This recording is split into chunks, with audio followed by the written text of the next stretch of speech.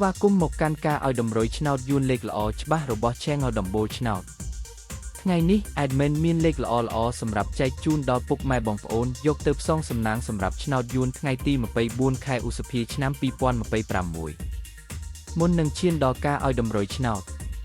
ខ្ញុំបាទសូមចិត្តពុកម៉ែបងប្អូនមេត្តាជួយ Like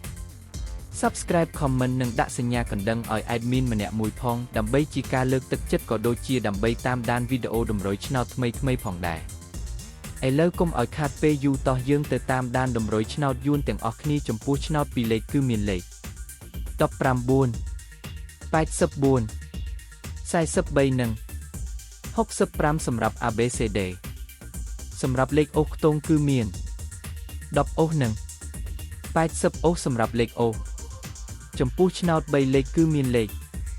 543គុណ0728គុណនិង930គុណបាទឥឡូវនេះវីដេអូតម្រុយឆ្នោតរបស់ Admin គឺបានដល់ទីបញ្ចប់ហើយខ្ញុំបាទសូមជូនពរពុកម៉ែបងប្អូនដែលបានយកតម្រុយឆ្នោត Admin យកទៅផ្សងសំណាងជូនពរឲ្យហេងៗគ្រប់គ្នាចាក់ត្រូវគ្រប់គ្នាជម្រាបលាជួបគ្នាថ្ងៃស្អែកបន្តទៀត